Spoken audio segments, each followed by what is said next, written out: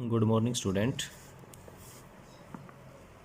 आज की वीडियो में हम अर्बन सेटलमेंट्स डिस्कस करेंगे, यानी कि जो नगरीय बस्तियां होती हैं वो क्या होती हैं।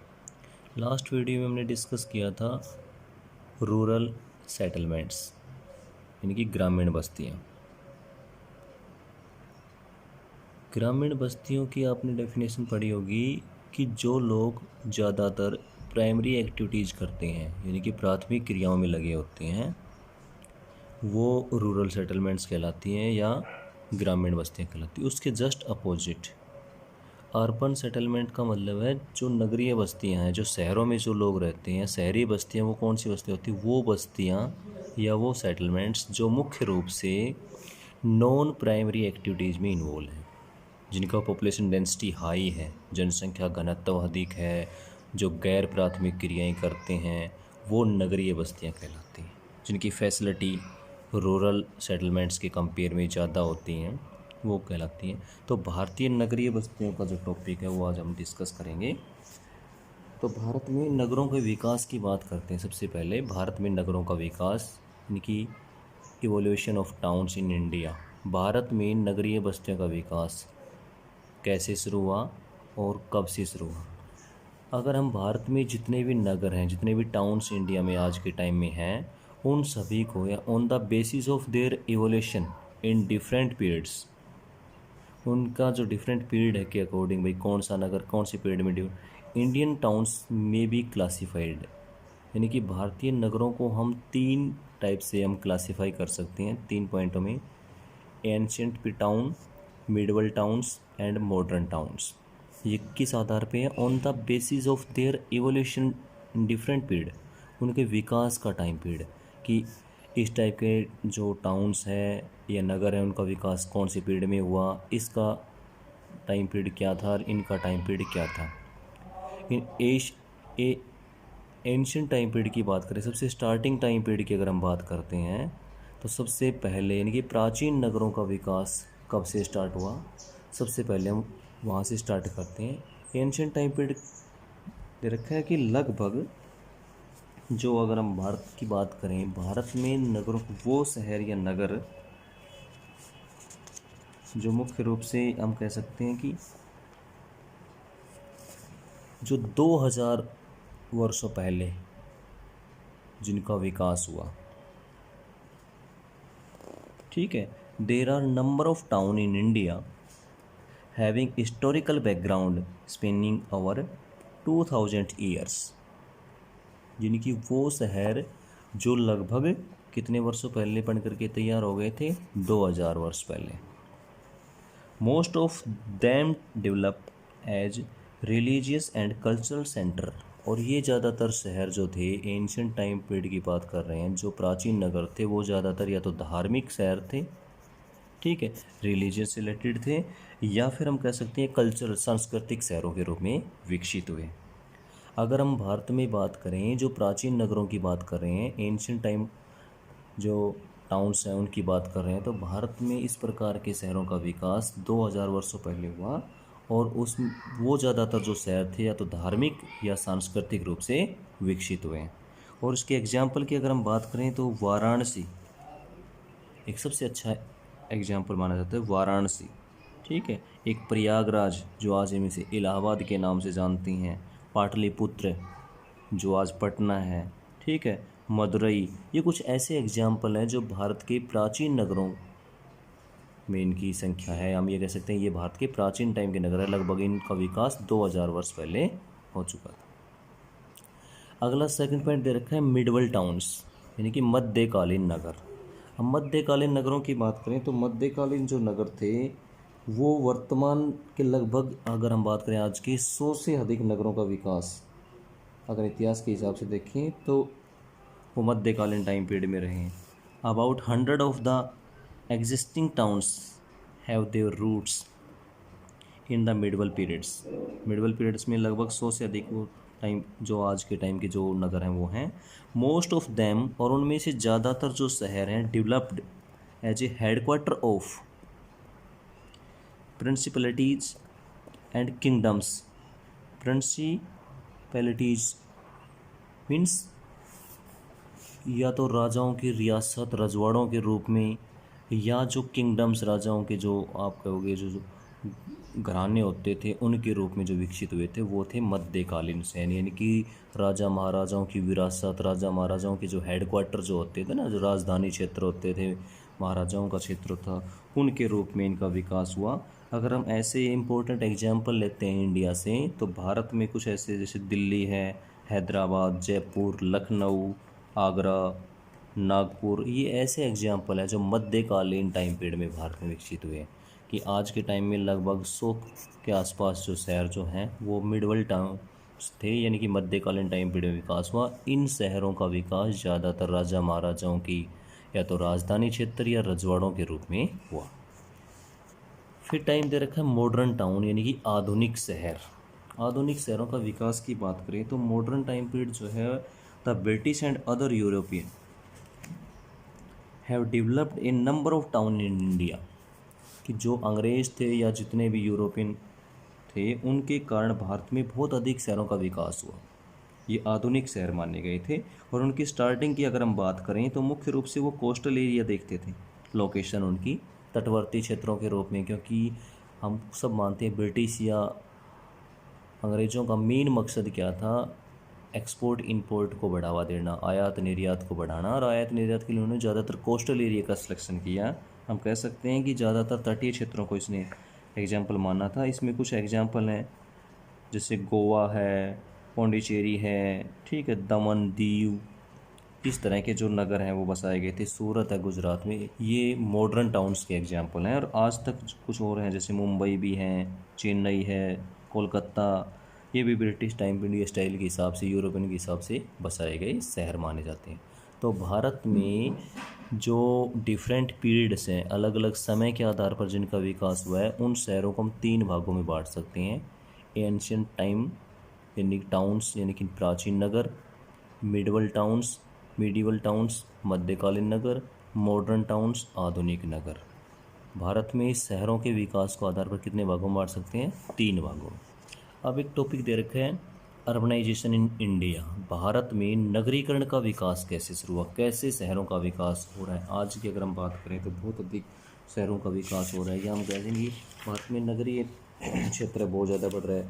नगरीकरण की बात करें तो 2011 के अकॉर्डिंग,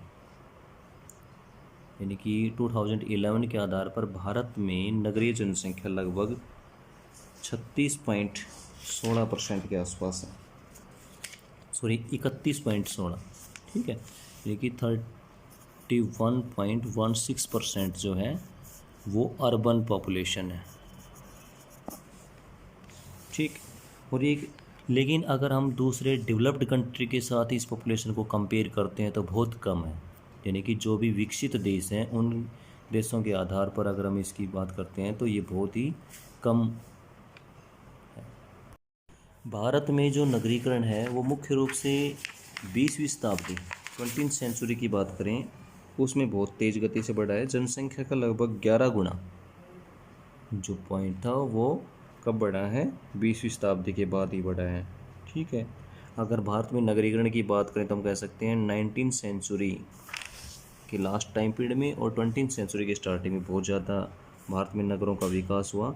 और नगरीय विकास का कारण भी आप सभी को पता है, क्योंकि जिस तरह से भारत एक विकासशील देश है और ये विकसित राष्ट्र बनने की कोशिश कर रहा है, या हम कह सकते हैं कि इस तरह से इकोनॉमिक कंडीशन ये मेंटेन करने की कोशिश कर रहा है, इसलिए यहाँ पे जो जनसंख्या है वो लगातार अर्बन एरिया की तरफ जा रही है, इसलिए अर्बनाइजेशन का विकास भारत में तेज़ गति से हो रहा है।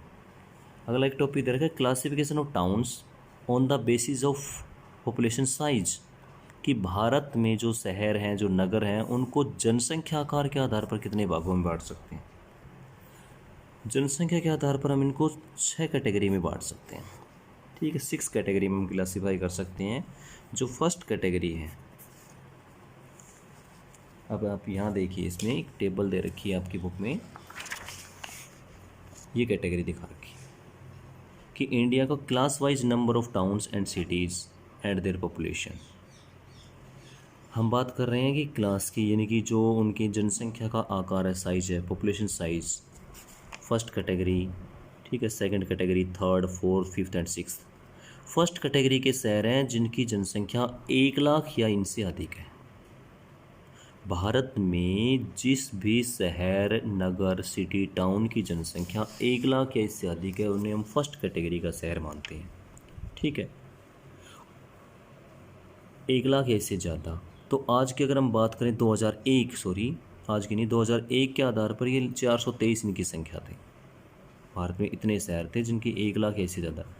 सेकंड कैटेगरी के जो शहर हैं दूसरे वर्ग में आने वाले 50,000 से 99,999, इसी तरह से ये कैटेगरी दे रखी है। तो पॉपुलेशन साइज के हिसाब से इनको 6 कैटेगरी में क्लासीफाई कर सकता है। अगर हम भारत की 2001 की जनसंख्या के आधार पर बात करें तो सबसे ज़्यादा जो शहरों की संख्या थी वो थी ये 10,000 से 9,999, यानी कि 9,999 से 10,000 के बीच का जो आंकड़ों के शहर है भारत में सबसे ज़्यादा यही थे 2001 में 1560। ये पॉपुलेशन साइज के आधार पर अगर हम बात करें तो इनको 6 कैटेगरी में बांट सकते हैं। फर्स्ट है, सेकंड है, थर्ड है, फोर्थ, फिफ्थ एंड सिक्स्थ। यानी कि जनसंख्या का क्राइटेरिया आपने टेबल में अभी देखा, टेबल के अकॉर्डिंग से बांट रहा है भाई 1 लाख या इससे अधिक है और लास्ट में 5,000 से कम जनसंख्या वाले शहर। ठीक है, ये हम नगरों को उनकी संख्या, ओनली पॉपुलेशन, यहाँ पर और अदर एक्टिविटीज़ या फैसिलिटी इंक्लूड नहीं की गई है। लास्ट टॉपिक दे रखा है फंक्शनल क्लासिफिकेशन ऑफ टाउन, कि हम जितने भी शहर हैं भारत में उनको उनके काम के आधार पर बांटें। तो कितने भागों में हम उनको बांट सकते हैं, कितने पार्ट्स में उनको क्लासीफाई कर सकते हैं। जो वो काम करते हैं जिनके लिए उनकी पॉपुलैरिटी है, हम कह सकते हैं जिनकी उनकी प्रसिद्धता है, किस आधार पर हम कह सकते हैं। तो सबसे इम्पोर्टेंट अगर हम बात करें तो सबसे पहला दे रखा है इसमें एडमिनिस्ट्रेटिव टाउन्स। एडमिनिस्ट्रेटिव क्या होता है, जो प्रशासनिक नगर होते हैं, या हम कह सकते हैं जितने भी एडमिनिस्ट्रेटिव हेडक्वार्टर्स वगैरह जो हैं। ठीक है, एडमिनिस्ट्रेटिव हेडक्वार्टर की बात करें तो भारत में इस टाइप के जो भी सिटी हैं, शहर हैं, उनको जैसे लाइक जितने भी कैपिटल्स जोन हैं, यानी कि हम कह सकते हैं जितने भी राजधानी क्षेत्र हैं, राजधानी हैं, वो सारे एडमिनिस्ट्रेटिव टाउन में हम काउंट कर सकते हैं। उनका एग्जांपल दे सकते हैं, सच है चंडीगढ़ है, न्यू दिल्ली है, ठीक है, भोपाल है, गुवाहाटी है, जितने भी स्टेट या कंट्री की जो कैपिटल है वो एडमिनिस्ट्रेटिव टाउन में काउंट होती है। फिर देखा इंडस्ट्रियल टाउन। इंडस्ट्रियल टाउन का मतलब है जो शहर या सिटी या टाउन जिसकी पॉपुलैरिटी एक इंडस्ट्री जोन की वजह से हुई है, एक औद्योगिक क्षेत्र के रूप में हुई है, तो औद्योगिक शहर कहलाएंगे। भारत में ऐसे एग्जाम्पल की अगर हम बात करें, मोदी नगर है, जमशेदपुर है, हुगली है, भिलाई है, ये कुछ ऐसे एग्जाम्पल है जिनको हम औद्योगिक शहर कहते हैं। ट्रांसपोर्ट टाउन्स मीन्स जो वास्तव में एक बहुत बड़े, हम कह सकते हैं एक अच्छे ट्रांसपोर्ट सिटी के रूप में विकसित है। वहाँ पर ट्रांसपोर्ट फैसिलिटी अच्छी है, जो कनेक्टिविटी है वो फास्ट है, अच्छे रूट्स अवेलेबल हैं, उनको ट्रांसपोर्ट है। जैसे इसमें एक अच्छा एग्जांपल दे रखा है ट्रांसपोर्ट में, आगरा है। ठीक है, तो कुछ ऐसे ही एग्जांपल दे रखे हैं कि जो एक अच्छे परिवहन तंत्र के रूप में जिनका विकास हुआ है। कटनी हो गया, आगरा, ठीक है, कुछ कांडला, कोची, विशाखापट्टनम, ये सारे कुछ ऐसे एग्जाम्पल आपकी बुक में दे रखे। ट्रांसपोर्ट यानी कि हम कह सकते हैं फंक्शनल क्लासिफिकेशन का मतलब सीधी सी बात है, भारत में वो शहर मुख्य रूप से इस काम के लिए पॉपुलर हैं, या हम कह सकते हैं इनकी वजह से उनको इस तरह से क्लासीफाई किया गया है। फिर दे रखा कॉमर्शियल। अब कॉमर्शियल की बात करें तो सीधी सी बात है, व्यापार से रिलेटेड जो है वो मुख्य रूप से जो ट्रेड के लिए, व्यापार के लिए प्रसिद्ध हैं। ठीक है, एक्सपोर्ट इंपोर्ट के लिए वो अंगेज हैं, वहाँ पर वो उनके लिए जैसे लाइक कोलकाता, सभी को पता है ब्रिटिश टाइम पीरियड से ही कोलकाता एक व्यापारिक नगर के रूप में विकसित हुआ था। ठीक है, फिर इसी तरह माइनिंग टाउन्स, खनन नगर, जहाँ पर मिनरल्स से रिलेटेड माइंस वगैरह हैं। जैसे अपने भारत की बात करें, झरिया, ठीक है, झारखंड की जो है डिगबोई है, जो पेट्रोलियम, अकलेश्वर है, सिंगरौली है, रानीगंज है, ये कुछ ऐसे माइनिंग सेक्टर के रूप में जो है, यानी कि जो एक टाउन या सिटी मिनरल्स के लिए पॉपुलर है, वहाँ पर माइन है ज़्यादातर और वो उसके लिए वो प्रसिद्ध है। एक है गैरेशन होता है जो भी डिफेंस से रिलेटेड फैसिलिटी प्रोवाइड करते हैं। जैसे हम कहते हैं ना, जितने भी आपके रक्षा से संबंधित केंद्रों के रूप में जो विकसित हुए हैं शहर, वो रहे हैं गैरेशन टाउन। इसको हम छावनी नगर भी कह सकते हैं। छावनी मीन्स है जैसे दिल्ली कैंट, दिल्ली छावनी, अम्बाड़ा कैंट, अम्बाड़ा छावनी, इस तरह के जो शहर हैं अम्बाला, दिल्ली, जालंधर, कैंट, बबीना, ये कुछ ऐसे शहर सिटी हैं जो मुख्य रूप से किसके लिए प्रसिद्ध है, आर्मी हेडक्वार्टर है, या फिर हम कह सकते हैं यहाँ पर डिफेंस से रिलेटेड फैसिलिटी ज़्यादा हैं, यहाँ पर जोन बढ़ा रखे हैं आसपास के जोन के लिए, वहाँ पर वो फैसिलिटी उपलब्ध है। एजुकेशनल टाउन, आप सभी को पता है एजुकेशन मीन्स जो शिक्षित हैं या शिक्षा से रिलेटेड जो शहर हैं उनके लिए प्रसिद्धि है। मुख्य रूप से अगर हम भारत की बात करें तो एजुकेशनल टाउन में सबसे ज़्यादा इम्पोर्टेंट आप आज के टाइम में एक पॉपुलर शहर आप मान सकते हो कोटा, और राजस्थान का एजुकेशनल टाउन के रूप में मध्य रुड़की, आईआईटी के लिए जो वाराणसी है, अलीगढ़ यूनिवर्सिटी, इलाहाबाद यूनिवर्सिटी, तो इलाहाबाद जो शहर है वो इसी के लिए प्रसिद्ध है, ठीक है, रुड़की है। एक है रिलीजियस या कल्चरल, भाई धार्मिक शहर के रूप में आज जो धर्म संस्कृति के लिए कल्चर के लिए जाने जाने वाला शहर है, जैसे अजमेर दरगाह के लिए, मथुरा है, अमृतसर है, उज्जैन है, हरिद्वार है, ये कुछ ऐसे शहर है जो धार्मिक या कल्चर के लिए जाने जाते हैं। और लास्ट है टूरिस्ट टाउन, जो आज के टाइम में वास्तव में जो टूरिस्ट पर्पज़ के लिए जो पॉपुलर हो चुके हैं उनको, जैसे हम नैनीताल की बात करते हैं, मसूरी, शिमला, ठीक है, जोधपुर है, जैसलमेर है, ये ऐसे हैं, माउंट आबू है राजस्थान में, ये कुछ ऐसे शहर हैं। तो ये बेटा एक चैप्टर था आपका कंप्लीट हुआ कि भारत में नगरीय बस्तियाँ, टॉपिक था ह्यूमन सेटलमेंट्स यानी कि मानव बस्तियाँ। लास्ट वीडियो में हमने ग्रामीण बस्तियाँ डिस्कस की थी, इस वीडियो में हमने डिस्कस की है नगरीय बस्तियाँ। तो भारतीय नगरीय बस्तियों की बात करें तो भारतीय नगरीय बस्तियों की बात करें, सबसे पहला दे रखा है अभी भारत में नगरों का विकास कैसे हुआ, कब से हुआ, विकास के आधार पर उनको कितने टाइम पीरियड में बांट सकते हैं, भारत में अर्बनाइजेशन जो नगरीकरण हुआ कैसे स्टार्ट हुआ, कितनी परसेंट पॉपुलेशन 2000 के अकॉर्डिंग अर्बन में है, ठीक है, पॉपुलेशन साइज़ के हिसाब से 6 भागों में हम इसको बांट सकते हैं। वो टेबल आपको दिखाई गई थी, टेबल में ये था कि एक साइज़ दे रखा है अलग अलग कैटेगरी का, 1 लाख या इससे ज़्यादा वाले कैटेगरी फर्स्ट में आएंगे, 5000 से कम वाले इसमें आएंगे। फंक्शनल क्लासिफिकेशन की बात करें तो उन शहरों की पॉपुलैरिटी है वो उनके काम के आधार पर हुई है। तो ये आपका टॉपिक है, ठीक है, ओके।